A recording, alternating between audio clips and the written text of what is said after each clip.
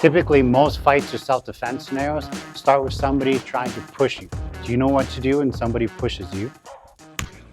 Okay, when it comes to dealing with a push, there's a lot of different things that can take place. Number one is timing, right? Like everything, if you can keep your reactionary gap, he goes to step in to push me, I can step back, I stay safe, it should be good, right? But the thing is if you're at a club or if you have a wall behind you or something like that, or a car, sometimes you can't always step back. So let's just pretend like he's kind of cocking off a little bit. He goes in his kind of aggressive stance. I now posture into my stance. I'm trying to verbally de-escalate the situation. It's not working, and he chooses to engage. So this is where you really have to take a look and be like, okay, what are my options? How much training do I have? Am I going to fight this with hard versus soft energy, or soft versus hard energy, or hard versus hard? Like, there's a lot of things going on here. So this is why it's very important to be able to train. That's why these videos are made for you guys. So if I'm bigger and stronger and have training and have great timing, it should look hopefully like this. So he comes in, boom, and I just open up the door, okay? So slow-mo, what I do there, I bring both my hands up and I open it up. Now, I don't want to like try and hi-ya chop it way out that way. That's not necessarily realistic. I want to just kind of get to the inside, okay? Let's say his hands opened up a little bit further. If they're really far here, you can square up and start smashing right away. Is that legal? Well, he only tried to push you. Was he trying to punch you? Wow, we're dealing with lots of things. So the way I like to think about it is, if I'm pushing on him, and if you actually seen there, is when I open Chris, he tried to close it back. Right? So I try to open him, he pushes the energy back. It's hard to get a good strike here. If I try and punch him in the face and he just resists a little bit, see, it's going to defend, right? So this is where this stickiness, this chi sao, this Wing Chun kind of sticky hand stuff comes into play. So what I'm looking for is now to use my whole body and to drive forward and to get my hands to his face. So notice I'm not thinking about punching, I'm not thinking about striking, I'm not thinking about power. I'm really just thinking about put my hands there, right? You see, even I got hit in the face there. Sometimes it happens because why? His hand came back in. As I came in, it hit. It's gonna happen, guys. That's the name of the game. So my hands came to here, now what do I do? Okay, if you come to this side here, think about your fingers into the eye socket. All I'm trying to do here, like I'm not trying to scoop his eyeballs out. I'm not teaching you guys how to kill somebody or maim them for life. I just want them to kind of get it. Yeah, see that response? It doesn't feel good. Okay, so be nice to your training partners, please. So I'm here, but it's my whole body that step forward. So as I'm going to do that, I'm just putting my hands, hopefully that takes his spine and his body and his energy backwards. And now I'm just driving him. If you look here, try and resist, please, step forward. See how he had to switch his footwork? Because he's very weak, because his spine started curving back. So that's a game changer right away. Keep that energy going as you're driving. So I'm here and I'm just driving back. Again, I'm bigger, stronger, and have training. So this technique will work for me. There's little tips and tricks that you can do, okay? So I'm here now, what do you do? His hands are probably still up, or they're thinking about coming back to his face. Headbutt time, okay? So I don't like lifting my legs off the ground if I don't have to. My hands are already on the face. I can be pulling on ears and pulling on hair and doing all these weird things. But number one thing is we need to get rounds down range. I need to start inflicting some damage. Tuck your chin in, aim for the nose. It's up, right in between your thumbs. Just crash that nose in. Okay, and notice I'm using my body to do this. I'm not just doing this and nodding my head up and down. I'm crushing in with my nose. Okay, it's from here that if you notice, I'm just going to switch to his chest so it doesn't hurt his face so much. My energy is now going forward, all off of my rear leg. So because that's happening here, if this is up here, now I can drive into that groin if I want. As I drive, maybe I switch and switch. So let's go back from the beginning.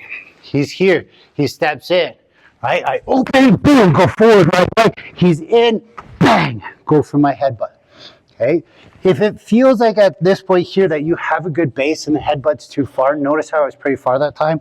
I can be driving those knees in, driving those knees in. I don't really care where I hit because people naturally protect their groin. So if he puts his left leg in front of his groin, boom, It's just a little Charlie horse. But remember, you were trying, or you were being pushed, or they were trying to push you. So you open it up, drive forward, and keep on going. There's lots of things you can do after that. So he comes in, boom, open, drive, grab, knee, headbutt. Now smash, right? So here, on that knee, he created some space. I love the clench. I love when my hand is here, because I can close my eyes and hit it every time. So if I clench from here, I can throw. If he grabs this arm, now I can't punch him. I can still clear out of that. But what am I trying to do here? Am I resist? If I'm trying to hit him and he's stopping me, now he's going to get back in the fight. He's going to start pushing forward. He's going to start wanting to punch and do all these different things. And now we're in a big, long fight. In the self-defense world, don't think like martial arts. Think about driving through them, stopping their energy, and getting out to safety. So he comes in, hey man, I don't want to fight. Bam, boom, headbutt, knee, smash, and get away. Okay, so somebody is now bigger than you. I'm bigger than Chris. I'm pushing him. Okay, so think like best way to fight it, hard versus soft energy. I don't want you to develop this habit, and this is typically what I see is when I push somebody or they get pushed, they kind of stumble back, right? So he stumbles back. And when you see that happen, it happens all the time, but then that guy like comes back and tries to push me, and now we're in a fight, right? Because if you get pushed and they don't try and charge you after, like run away. Like that's the best self-defense. So let's say he stumbles back again, he pushes, boom, there's a chance for him to eat that punch, right? Because when somebody's falling back, they're worried about how they're falling and they're not gonna fall into something or away, right? And that's why that punch tends to work. I've seen that actually be used by bouncers quite a bit. So we get pushed. Soft energy versus hard energy. I'm gonna push him, I'm gonna try and punch him, and compared to him stumbling back, I want him to just do a breakfall. Okay, so I push, boom, I try and hit him, and he's no longer there. Awesome.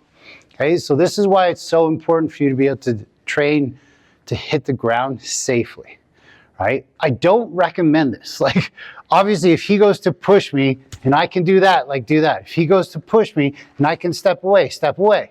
Those are all very good options, okay? But this is like your timing was just bad. You don't want to eat that punch, and now you're on the ground.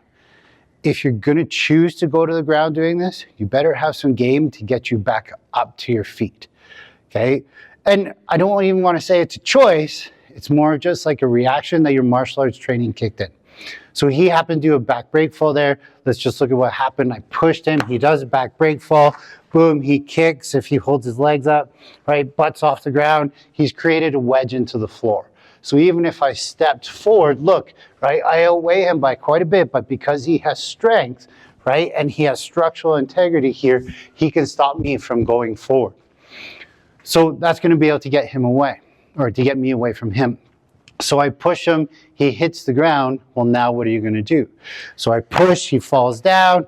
Perfect, this is where he is. Okay, I'm standing, now he's on the ground. Option number one should always be get back to your feet as quick as you can, okay? He's gonna plant his right leg, he's gonna plant his left hand. He's gonna cover his head with what we call a wing cover, okay? In jiu-jitsu, you tend to see them have their hand out here, but if I grab that hand and smash him, it doesn't work, where if he covers it, this can help him. All of this is happening within like 0.5 of a second, hopefully. His butt comes off the ground, he kicks me away, that gets me away, that gives him a chance to stand up, and now he knows that I have intention to really do some damage. Okay, so we call that a tactical stand-up or technical stand-up, depending on your lineage. When he falls down, he's doing a back break fall there, but he could also fall sideways and fall on one butt cheek. If he falls on the butt cheek, we just call it a side break fall. Nice, good job, he tucked his head in, so at least he didn't smash his head on the wall, okay? And again, so now we're here, right? It's what can he do? I'm far enough away right now, right, that he could probably just stand up super fast. So he stands up, I'm punching him, that cover works, good job, he's cutting the angle. Let's get away from the wall this time.